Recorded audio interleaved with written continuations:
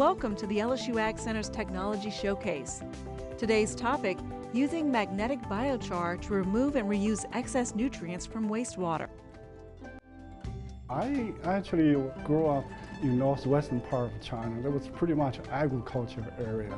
So I went to school and take that major in soils and agrochemistry. That's what I have been doing so far. Nutrients are lost everywhere through surface runoff and through the soil erosion, as well as inadequate treatment of wastewater. All of this cause environmental problems. Dr. Wang's studies led him to address nutrient loss caused by surface runoff and inadequate wastewater treatment. His work in the field also helped him identify environmental problems caused by agricultural burning. In the winter times, there's open burning of sugarcane harvest residue. So how can we best use that harvest residue without open field burn, which is an environmental issue, and also is a resource loss of carbon. One way to solve these environmental issues is to use biomass like sugarcane harvest residue to form a specialized biochar. This biochar has unique magnetic properties to capture soil nutrients and reuse them in nutrient-deficient soils. For our purpose, it's primarily functionized for removing the phosphorus or other pollutants such as nitrate, chromate, arsenic as well. Nutrients such as phosphorus and nitrate are commonly used in products such as soil fertilizers. However, they can also cause excessive growth of algae and bacteria if they build up in nearby water bodies. This particular magnetic biochar has magnesium oxide added to it, which causes phosphorus to adhere to the structure. The tiny biochar particles have pores and cavities which double the surface area and increase the absorption capacity.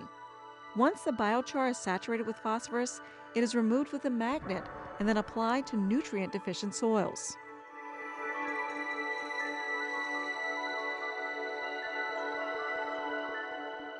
Initially, we have the harvest crop residue, and this one's actually from sugarcane.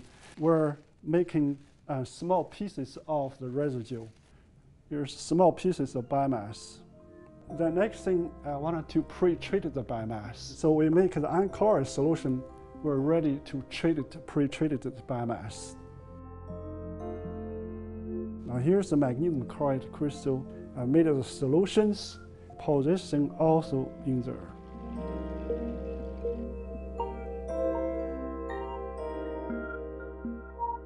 After we mix with the magnesium chloride solution, then we basically pack it, make a full cup, and then cover with this cover, and this will be ready to go to the furnace for pyrolysis process, which means you're heating the biomass with no oxygen. Put this in and close the furnace. There's a nitrogen gas in here for the purpose of purging the air and oxygen.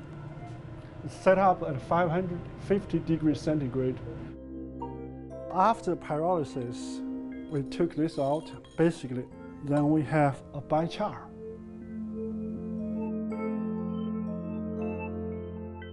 We put some of this biochar into this one here, do some grinding here to make fine particles for our use.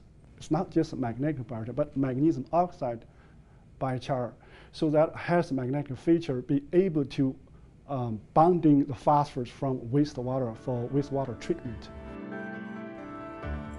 Okay, now I'm going to start to adding the grounded biochar in the wastewater and let it to react to treat the wastewater.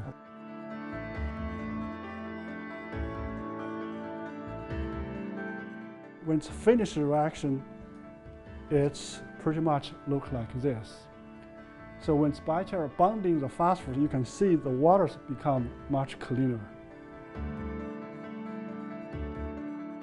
Here's the magnetic field I'm providing to kind of recover this, just pull the water out. You see the clean water is going to be separate from the biochar particles.